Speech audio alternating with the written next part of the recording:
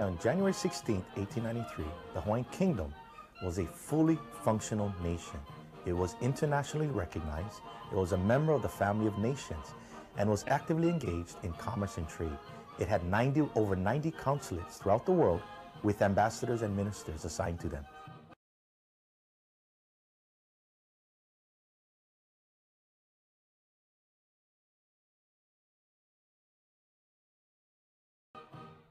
This Hawaiian Kingdom, its independence was being threatened by a few individuals calling themselves the Committee of Safety. These were traitors, and they conspired with the United States to try to get Hawaii annexed by the United States under the idea of a treaty, not a conquest, but by a voluntary treaty.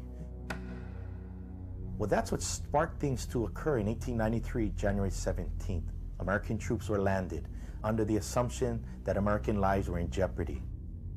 They were really landed for the protection of these self-proclaimed individuals, calling themselves the Committee of Safety.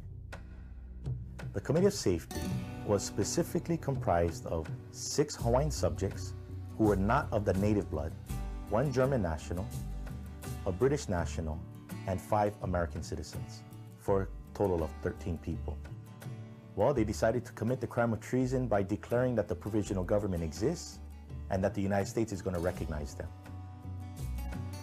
So what they did was they conspired with Minister Stevens, the ambassador assigned to the Hawaiian Islands. They had him land American troops to protect their proclamation that they're overthrowing the government. These individuals made a proclamation that says we are the provisional government now, and we have taken over the monarchical form of government, which is fully constitutional. And they did this with the backing of American troops there.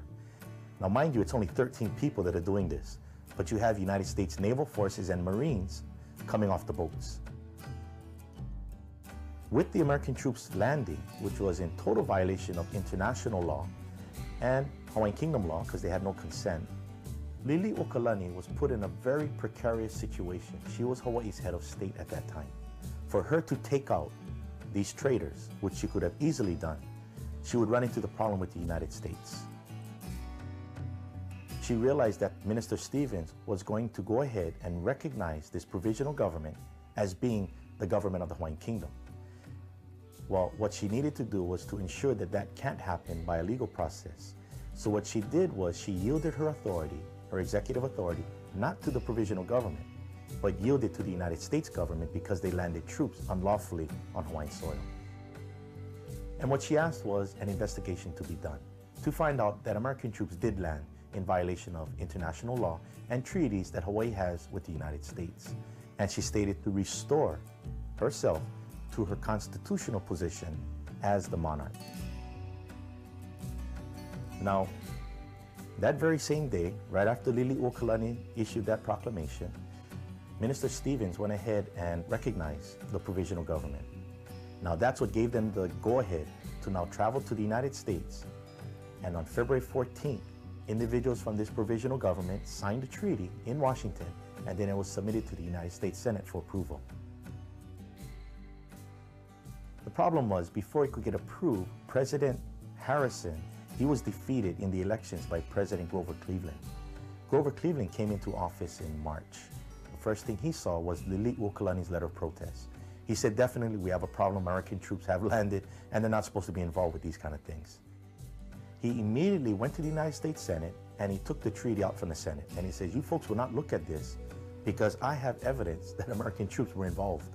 And that is a gross violation of international law.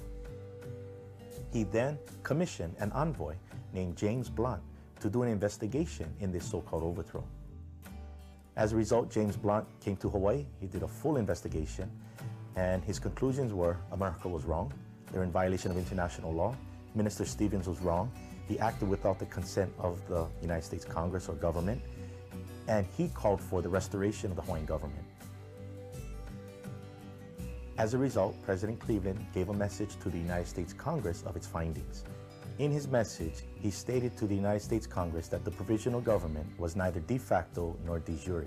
What that means is they're not a lawful government. He said they were just self-proclaimed. As a result, he said, I will never resubmit this treaty of annexation again.